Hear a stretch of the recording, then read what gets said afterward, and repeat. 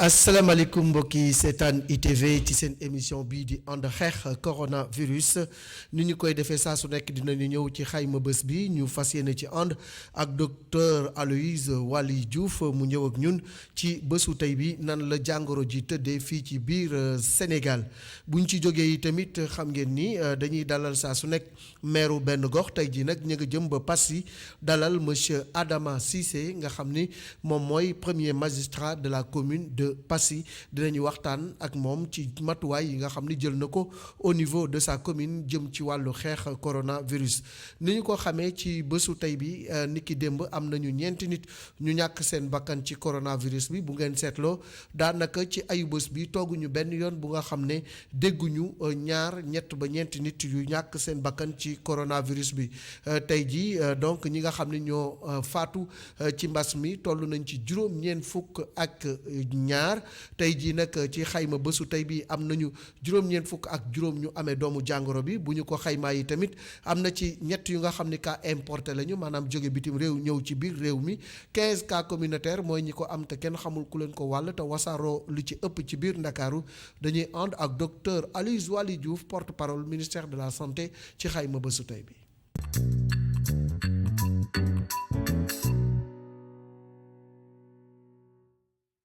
ci juróom-ñeenti téeméer ak juróom-ñett fukk ak juróom-ñaari test yi ñu def juróom-ñeent fukk ak juróom ñoo ci positif juróom-ñaar fukk ak juróom-ñaar di ay cas contact ñett di ay cas importé ci aéroport international Blaise Diagne fukk ak juróom yi di ay cas communautaire ñaar ci Géejawaay benn ci Yëmbal ñaar ci Mbao benn ci Rufisque benn ci Parcelles Assainies benn ci HLM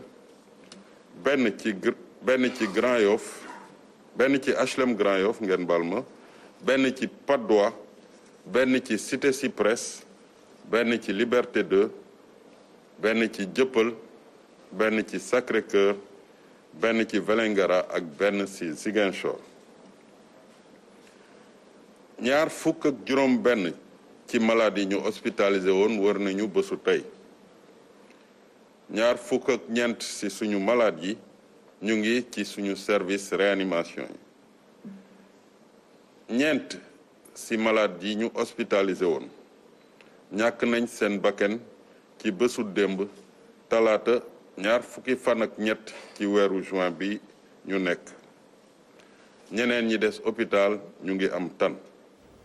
voilà ni ngeen ko déggee ak docteur Aloyse Waly Diouf ñi nga xam ni tey jii rek faatu nañu ci doomu jàngoro bi toll nañu ci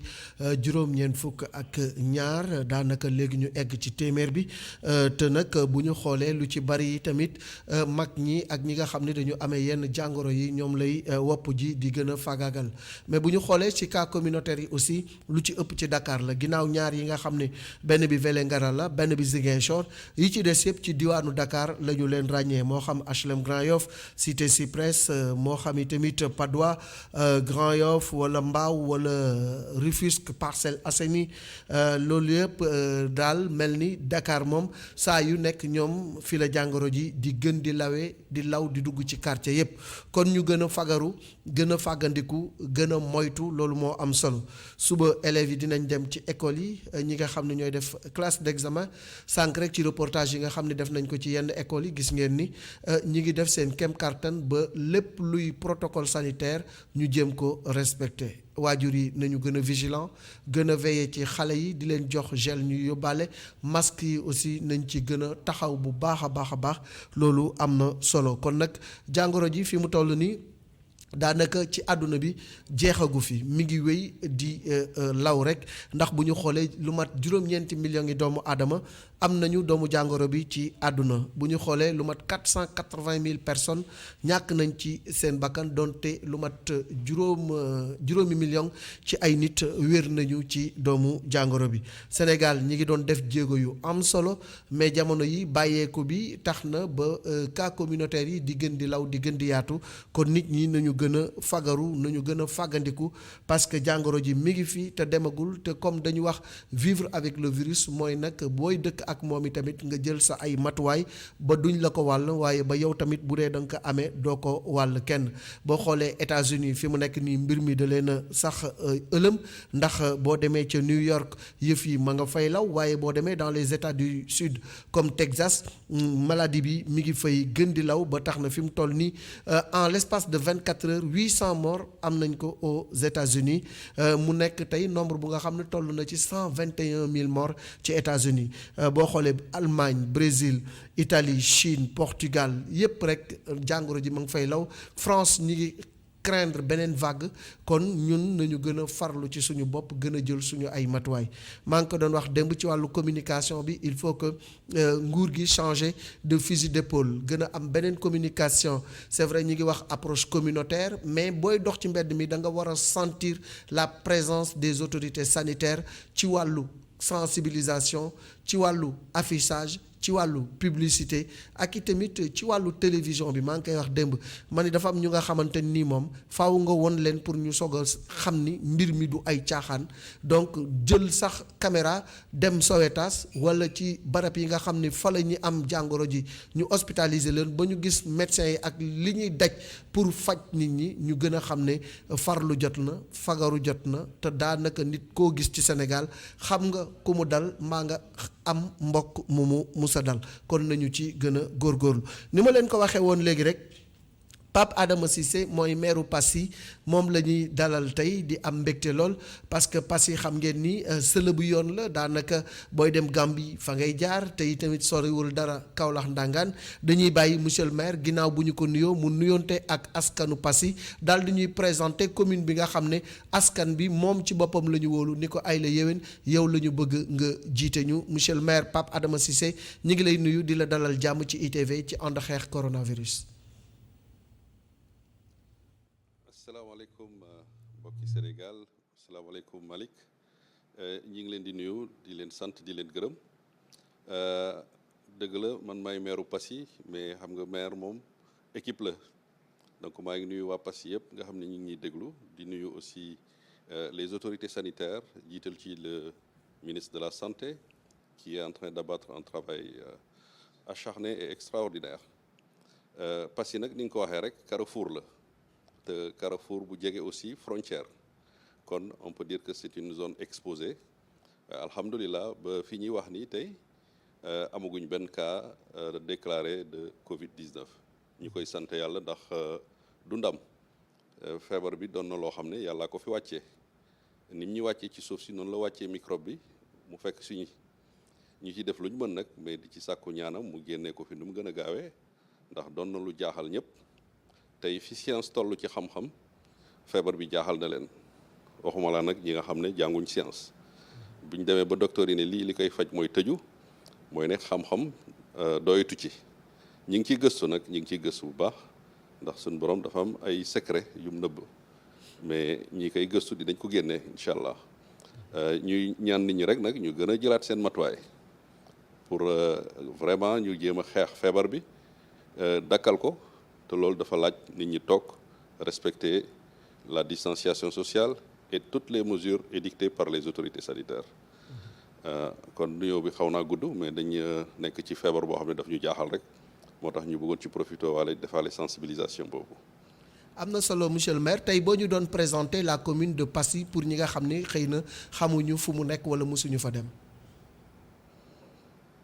Voilà, Passy est un carrefour qui se situe sur l'intersection waa ci olof Passy carrefour la boo xam ne mi ngi nekk ci fii tali bi ñuy wax national 5 mooy national bi jógee Kaolack dem Banjul relié Kaolack à Banjul ak national bi ñuy wax national 9 national 9 moo jógee Bambey jaar Niakhar traversé Fatick jaar Foundiougne teere si Passy la national 9 teere léegi nag fii Passy nekk foofu la carrefour national 5 ak national 9 di daje mooy diggante Kaolack ak Sokone diggante Fatick Foundiougne ak Sokone Passy ngi foofu ci biir arrondissement de Djilor département de Foundiougne région de Fatick dëkk la boo xam ne nii melting pot moo fa nekk maanaam amul benn ethnie bu fa dominé ethnie yëpp a nga fa ñu bari dañuy jàpp ne dëkku séeréer la waaye séeréer yi ëppuñ fa sax olof yi ñoo fa ëpp pël yaa ngi fa séeréer yaa ngi fa olof yaa ngi fa tukulóor yaa ngi fa bambara yaa ngi fa jaxasoo boobu nag force la diversité boobu force la pour dëkk bi ba tax na am na valeur culturelle yu bëri yoo xamante ni am nañ ko bokk na ci li nga xam ne nii ñu ngi koy jaay Passy bu ñuy wax Passy culture ci la bokk bu ñuy wax Passy agriculture ci la bokk agriculture bi li ci gën a fës gerte gi la parce que c'est le bassin arachidier ak mango parce que y a les mango Passy loolu ñëpp xam nañ mango Passy léegi siiw na am nañ aussi les noix d'acajou ndarkase yi nga xam ne avec un gros calibre très apprécié des Indiens et des Européens Passy mi ngi nekk aussi intersection wu entre Niombato ak Lok parce que biir Saloum aussi dafa am ay gox-goxaat dafa amoon ruq bu ñuy wax Niombato mooy boo jëlee Sokone yéeg ba Toubacouta Kër Saalum Diané Nioro Alassane wala nga wàcc ci suuf di dem booru Sine bi booy dugg Djilor Foundiougne Passy moo nekk encore trait d'union bi foofu diggante Passy ak frontière bi Karang c'est environ 60 kilomètres xam nga loolu comme li ma leen ko waxee sànq rek exposition la mais tamit ñu sante ko yàlla exposition économique Passy aussi siiw na ci luuma Passy bu ñu ne Passy luuma bi la ñëpp di jëkk xalaat parce que tey gëm naa ni gannaaw jawwe Passy mooy luuma bi gën a rëy ci Sénégal fu ne la commerçant di jógee à partir de jeudi vendredi pour ñëw fekkee ci luuma bi samedi donc loolu aussi risque bu élevé par rapport aux effets qu'on a observés sur la contagion de cette maladie sant yàlla jël nañ ci matuwaay yu bëri ba yàlla ngi ci musal jël ngeen matuwaay yu bëri donte sële bi yoon la Carrefour la ñu bëri dañ fay daje marché bi nga xam ni moo di luuma bi di am samedi ci luuma yi gën a mag la bokk alors yan matuwaay ngeen jël bi feebar bi duggee ci réew mi ak léegi président de la République wax ni nous sommes en guerre contre la Covid-19 mu taxawal ay stratégie au niveau central mais yéen ñi nga xam ni yéen a nekk ci gox-goxaat yi aussi yéen a ngi doxal seen wàll ci gox yi ngeen nekk yan action nga mëne ak sa équipe municipale depuis bi corona bi duggee fii le 2 mars. Alors corona bi mu duggee Sénégal le 2 mars avant même que président di def son discours à la nation di déclarer état d'urgence bi vers le 10 mars dama dem Passy convoquer une réunion d'urgence réunion bi c'était avec les autorités sanitaires et avec le CDS xam nga ñun les mairies on a des districts sanitaires des centres de santé bi il y a ce qu'on appelle le comité de développement sanitaire ñoo koy gérer donc j'ai convoqué une réunion élargie du bureau du comité de développement sanitaire avec le secrétaire exécutif le médecin chef de district et élargie à quelques délégués de quartier pour échanger sur la maladie le médecin nous a fait une démonstration un très bon exposé woon ñu carrément nañu feebar bi liñ ci jot a am ci xam-xam dem nañ woon nañ ñu virus bi nu mel wax nañ ñu aussi sa contagiosité maanaam gaaw wàllante bi jéggi na dayoo présenté ñu lépp ak risques yi ci nekk ñu pare ma ne ko waa docteur yéen ñi nga xam ne yéen leen yaakaar ngeen musal ñu ci lii lan ngeen soxla ci ay jumtukaay pour buñ ne feebar bi dugg na Passy ngeen mun a jël en charge ki nga xam ne loolu dal na ko une approche préventive mu defal ma une liste d'expression de besoin ne ma soxla nañ ay équipement de protection individuelle mooy maanaam yëre yi ñuy sol noonu yëre Sowétas yi pour mun a dem laal malade bi jëli ko indi ko te du leen wàll soxla nañ ay gants soxla nañ alcogel soxla nañ thermoflash boobu affaire yooyu siwagul sax ay thermoflash ak yooyu ñu ñëw fii ma ñëw Dakar jënd ci lu doy dem yóbbu ko ànd ak sous-préfet bi ñu jox ko mu kontaan mook équipe am seen xel dal ñu mun a nag jànkuwaat teg maladie bi ñu teg ci ay fan président def déclaration à la nation bi expliquer ni feebar bi duggee ak ni mu grawee ñu war a jóg ñun ñëpp xeex ak moom ma delluwaat encore ne leen nag changement am na parce que état d'urgence ñëw na mooy ne feebar bi gën naa tar léegi nag dañu war a jàll ci phase de sensibilisation ak mise en place des protections primaires sensibilisation bi dem ci boobu tëjaguñ jàkka yi tëjaguñ gare routière yi tëjaguñ dara ñu dem ci ñoom teg fa bërëbu ay raxasookaay teg fa ay alcogel ba pare di wax ak ñoom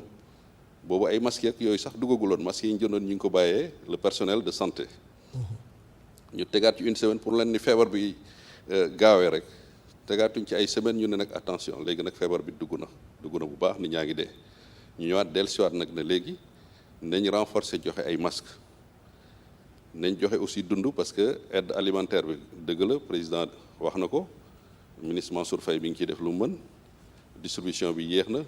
ñun nañ gaaw mairie am lu ñu débloqué joxe ko nit ñi ñu am lu ñu lekk parce que ay nit boo leen tëjee il faut nga sauver leen donc ñu njëkkee ci daara yi parce que ñoo gënoon a sensible sëriñ daara yi amuñ doole te li ñu yore ci taali bi dafa bëri ñu dem jëndal leen ceeb bu doy yóbbul leen recenser lépp luy daara ci biir Passy ñu yóbbu leen ceeb bu doy yenn sëriñ daara yi mën a yóbbu seen doom yi yóbbu leen booba tëjaguñ sax frontières yi ñu yóbbu ñiñ mën a yóbbu ñiñ mënta yóbbu ñu tee leen ñu indi leen ceeb bu ñu leen dundalee ñu toog nag di observer feebar bi maanaam confiné wu di continuer sensibilisation ba président déclaré ne école dafa war a ubbi ñu defaat encore beneen réunion ne waa léegi rek dañu war a xool yan matuwaay leen war a jël pour mën a ubbi école yi te benn xale du ci loru waxtaan ci ak waa IEF de Foundiougne ak waa inspection académique bu Fatick parents d'élèves yeeg API yi ñoom ñëpp ak directeur d'école yi ñoom tamit ñu jox ñu seen expression de besoin ñu xam école bu nekk ñaata classe moo fa nekk ñu war a dem examen ñun parce que ñu ngi am 5 écoles école bu nekk am na ñaari CM2 benn rek moo ci am benn CM2 donc ñu ne nañ fexe jox élève bu nekk 5 masques élève bu nekk da nga am masque lundi bu bokkul ak bu mardi bi bu bokkul ak bu mercredi bu bokkul ak bu jeudi bi bu bokkul ak bu vendredi muy 5 masques du lundi au vendredi mën ngaa sol masque bu bokkul ak bi nga soloon ñu ne aussi duñ fa yem nañ jox aussi enseignant bu nekk 5 masques donc élève beeg enseignant bi yëpp ku nekk di nga am masque boo xam ne du bokk ak bi ngay sol démb du bokk ak bi ngay sol tey du bokk ak bi ngay sol suba ñu jël loolu yëpp jox leen ko à la veille du 2 juin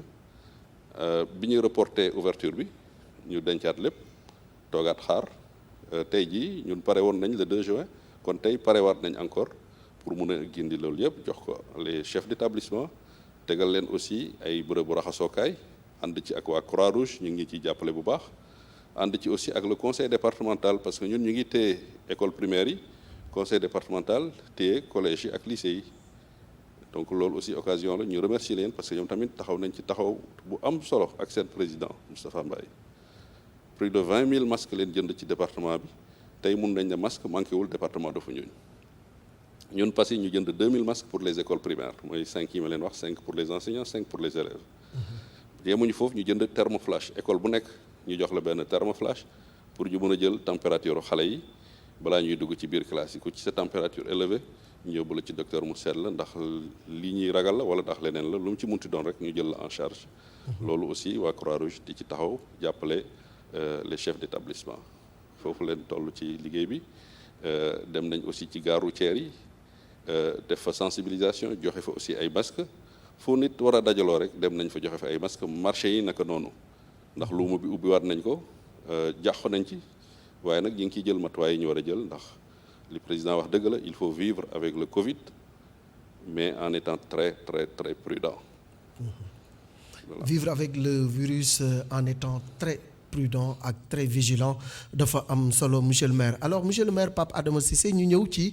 brossé nga ko léegi muy maanaam aide alimentaire bi yéen teel ngeen a dimbali sax daara yeeg yu ñu mel waaye président après ci la jël dogal ni dañuy jàppale les ménages vulnérables alors foofu nan ngeen liggéeyee au niveau communal pour d'abord ciblage bi ak li nga xamante ni aussi xam nañu ko moo di ni li état bi joxe mënul daj ñëpp mairie bi ci boppam ci gafakaam am na lu mu jël pour jàppale ko askan bi loolu yëpp boo ko dee xayma ñaata ménage la ak naka ngeen ko séddalee ba nga xam ni daal ñi ko war a am te yelloo ko ñoo koy am. waaw dama la fàtte wax sànq ne la Passy compte environ 14 700 habitants presque 15 000 habitants. Particularité Passy mooy démographie bi moo gaaw bu jéggi dayoo boo xoolee ANSD seen site Passy en 2002 on comptait environ 7000 habitants entre 2002 et 2005 7000 habitants tey 2020 ñu nekk 15000 habitants xam nga démographie boobu ba gaaw de trop c'est ça a plus que doublé te Sénégal diggante boobu Sénégal doublé wu ci mais Passy population bi doublé na li koy indi mooy Passy capitale la 99 villages la polarisé woon bi mu nekkee communauté rurale 99 villages yooyu yëpp dañ ñëw wut ci kër Passy dëkk ci Passy ci lu gaaw parce que moo am courant moo am une petite économie locale ce qui justifie un peu que chaque personne, chaque village environnant veut avoir un pied-à-terre à Passy. Aide alimentaire bi ñi ngi ciblé loon ci RNU bi ak ci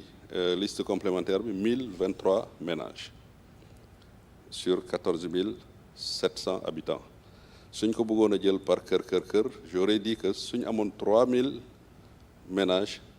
xëy na loolu mooy gën a tane donc 1023 yi tuuti woon na lool waaye nag ku ñuy may da ngay gore jot nañ ci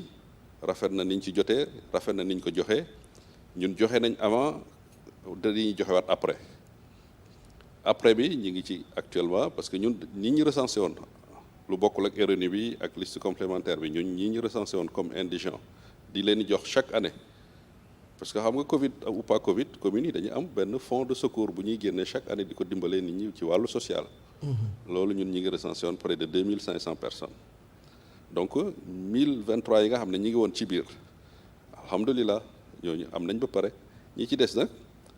commission bi nga xam ne moo yore action sociale ci biir mairie bi ñi ngi ciy dox pour mun a génneewaat leneen jox leen ko du yomb nag parce que ressource Passy dafa tuuti parce que ñun suñu fonds de dotation maanaam fonds bi jógee ci état ñëw ci Passy fonds de dotation à la décentralisation bu Passy mi ngi toll ci 26 millions au total xam nga loolu tuuti na trop dëkk bu toll ni Passy ci 26 millions yooyu 3 millions moo ci correspondre ak les fonds destinés au social donc ñun dañuy dem wuti jiwaat ay fonds ci biir Passy ci luuma bi ci gare routière bi ci droit de stationnement yi pour mun cee yokk malheureusement nag at bi Passy boo tëjee gare routière tëj luuma tëj nga sunu ressource sunu source de recette yi moo tax dina xaw a métti lool ci suñ côté terewul ñun cotisé nañ 1 million dugal ko ci fonds Covid 19 bi ñu compte bi ñu ubbi trésor parce que suñ président AMS daf ñu bind bataaxal ne bi leen président rencontré monsieur le président Macky Sall daf ne maire bu nekk sas nañ ko na yëkkati 1 million dugal ci biir fonds Covid 19 boobu ñun ci ñi njëkk a dugal ci leen bokk donc def nañ 1 million ci fonds Covid bi ñëw def 1 million en prévention ñëwaat defaat 1 million en dotation alimentaire di parewaat ñëwaat indiwaat 3 millions en dotation complémentaire alimentaire foofu leen toll. alors monsieur le maire ku ne xam na ni Covid bi dafa ñëw daanaka jaxase lépp bouleversé même seen ay prévisions sur le plan financier également am na ay yeneen rubrique yu nga xam ni prévoir oon ngeen ko léegi naka ngeen di def ba réajuster ba nga xam ni li ngeen war a liggéey ci commune bi di ngeen ko liggéey waaye tamit ni ngeen war a taxawoo askan bi ci mbas mi di ngeen ko taxawoo loolu dina xaw a jafe gymnastique bu metti la laaj de. waaw loolu nag ñëpp ko am boo ko xoolee tey même au niveau national. boo xoolee monsieur le président de la République avec ses ministres des finances son ministre de l'économie et du plan ñi ngi ci stratégie yu métti pour mun a suqali économie Sénégal boo ko wàccee au niveau local c'est la même chose tey man ak sama commission finance commission environnement ñi ngi ci ay pexe yu bëri yu mun a wutee ay sources de recettes pour faire face fi ñuy sant yàlla nag mooy ne que les fonds destinés aux investissements loolu kenn laalu ko li war a dem ci investissement dina dem ci investissement loolu moo tax barki démb ñu ngi commencé benn extension électrique à Passy mu jaaxal ñu bëri ñu ne ñii ñoom ndekete tal nañ liggéey ak Covid bi ñëpp a ngi toog ñoom ñi ngi def extension électrique ci quartier yi mu ne leen ak Covid bi warta teree liggéey warta teree liggéey ndax ci biir liggéey la ñu fekkoon am lum ñu yàqal te buñ buggee xeex ak moom foog ñu liggéey am luñ ko xeexee ñi ngi aussi aménager ay espaces agricoles am na ay espaces yoo xam ne mairie bi moo ko délibéré woon te ko comme des mesures de sauvegarde pour mun ko aménager élèves yi ak étudiants yi nga xam ne ñi ngi toog jàngiwuñu ñu mun a am des activités agricoles parce que on est dans une zone agricole am nañ ci ñaari place benn place bi ñuy wax annexe ANIDA parce qu'il y a ANIDA qui a un projet juste à côté mairie bi aménagé fa 1 hectare yóbbu fa ndox clôturé ko pour xale yi mun faa liggéey sous forme de vacances vertes amoon nañ beneen espace aussi ñu koy tuddee Guy Ndiobène mu nekk espace boo xam ne espace su cosaan la ñu jëloon ko dogal bu yàgg depuis 2015 ne fii bu fi kenn musa tabax bu fi kenn laal dara ñëpp ko bokk luñ fi soxla ñëw liggéey ko fii yeneen source de recettes yi aussi fi ñu ko yaakaar mooy comme marché bi am na ay location yoo xam ne nii ay loyer leen di fay commerçant yi nga xam ne ñi ngi ci wàllu alimentaire bi Covid bi laal na leen mais laalu leen tuuti ñi mu gën a laal mooy transporteurs yi ak ñi nekk ci tailleurs yi mais ñi nekk ci alimentaire bi yàlla may na leen tuuti kon ñooñu on fait appel à un sursaut et un orgueil fiscal. Sursaut orgueil fiscal bu ñu koy wax nag mooy loo xam ne nii wóor na la yàqul dara ci sa liggéey bu fay jotee goreel nga fay pour mun a dimbale ñi nga xam ne waroon nañoo fay waaye seen liggéey dafa taxaw loolu solidarité fiscale laa ko mën a tuddee. ci loolu daal leen ko yaakaar te nag pexe yi ñu gis nii fii ak septembre feebar bi am nañ yaakaar ne dina fi jeex takk. Donc le dernier trimestre qui habituellement le 4e trimestre xam nga trimestre bi mujj octobre novembre décembre habituellement trimestre la boo xam ne yaa ngi ciy xalaat di préparer ay budget doo ci doon nekk sax di wut ay recettes mais ren inversion bi day am boo deful ndànk période boobu mooy gën a nekk période liggéey bi période bu tar lay doon. alors monsieur le maire ni ñu ko xamee également moo di ni période la bu nga xam ne ni nga tudde léegi solidarité fiscale mais solidarité bu mag la ñu gis ci dëkk yu bari ba nga xam ni bàyyiwuñu rek le maire ak le conseil municipal ak xeexu coronavirus bi ndax tey am na ay doomi Fatick wala boog ay sociétés yu nekk aux environs yu nga xam ni ñëw nañu jàppale leen ci li nga xam ni mooy xeexu mbas bi. doomu Passy yi en tout cas ñoom ñëpp jóg nañ taxaw comme un seul homme jàpp ci xeexu mbas bi xale yi nag ñoo ko initié dafa am jeunes yoo xam ne bi feebar bi commencé rek ñoom ñoo ñëw njëkk maa taxaw jàppale ma ñu yóbbu ay jumtukaay nettoyé kaay ci place yi nga xam ne ñu ngi leen doon ubbi xam nee naa la ñun dañ teel a jóg ci feebar bi boobu tëjaguñ dara. fa leen yóbbu ay outils ñuy raxasu yóbbu fa ay saabu yóbbu fa ay alcogel ak savon jeunes yi ñoo ko organisé plus la mairie dafa ñëw joxe ñoom ñu def aussi seen quête indi mu amaat encore la jeunesse communale de Passy ñu def téléthon bi képp kuy doomu Passy participer nga ci mu am benn élan de générosité boo xamante ni ak solidarité boo xam ne ni vraiment man dama cee kontaan gën ci apprécier toute la jeunesse de Passy kenn desul ñoom ñëpp ñoo ci taxaw mag ñi fekk si leen si nekk donc téléthon leen organisé téléthon boobu indi lu bari loolu ñëw indi ko teg ko ci loxo comité de développement sanitaire bi parce que wàllu santé leen wax donc ñooñu ñooy les acteurs ñi gën a xam les couches les plus vulnérables pour mun leen ko yóbbul teg ko ci seen loxo. donc solidarité boobu am nañ ko maintenant en dehors de Passy yeneen doomu Passy yi nga xam ne ñi ngi à Dakar ce que je peux appeler la diaspora de Passy ñooñu aussi participer nañ ci parce que am na ay xale yoo xam ne ñii ñi ngi Espagne ñii ñi ngi fii Dakar ñoom tamit def nañ ket am lu somme yu takku teg ko ci sama loxo. man tamit ma am ngor gu toll di fi ñu ko dugal yëpp ñu defal leen rapport joxaat leen ko képp ku ci participé woon ñu wax la dërëm bi nga dugal fan la dugg. ci dund la dugg wala ci ay jumtukaay sanitaire la dugg ku ci nekk am rapport yooyu sawar bañ defaat encore une deuxième opération xale yooyu bi ñëwee ne leen def nañ opération wut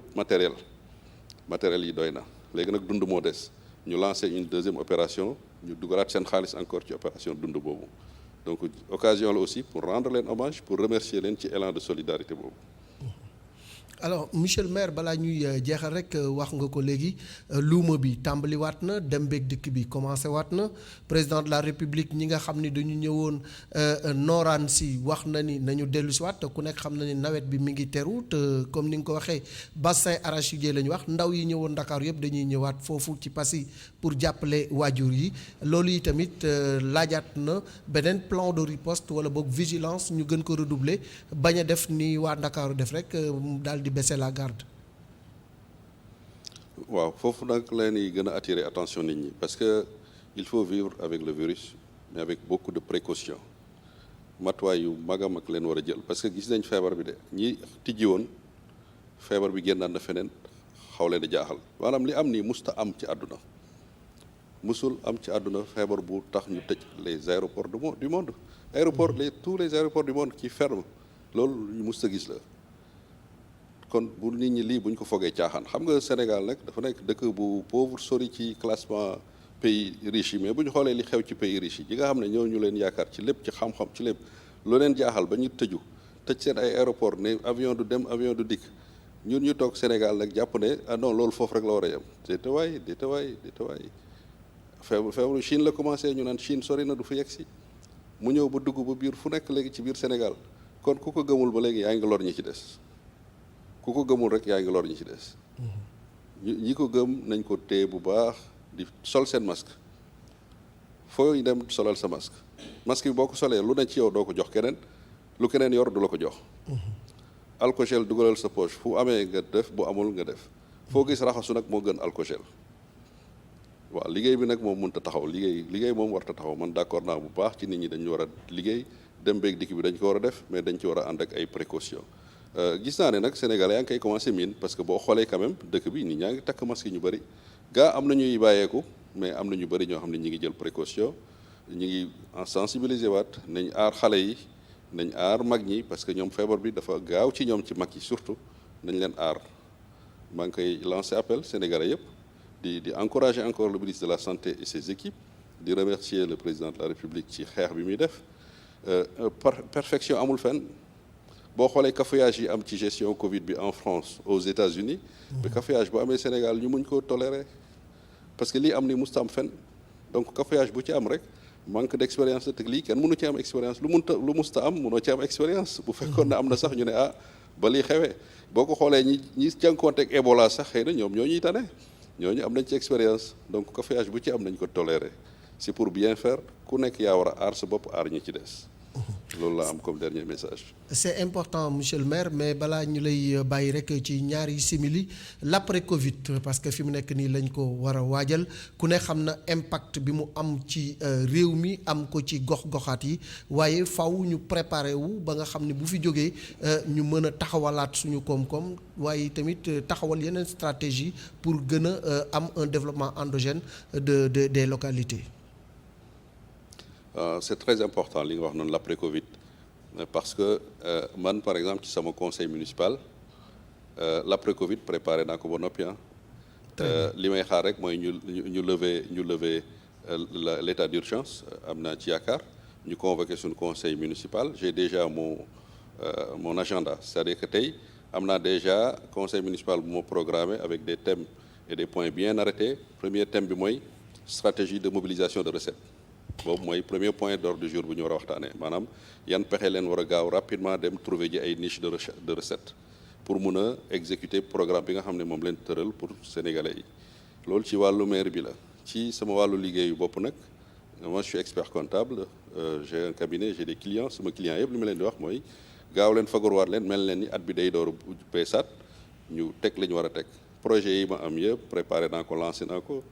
ñi nga xam ne dama leen war a defaral seen bilan pare naa ko ñi nga xam ne dañ bëgg a lancer ay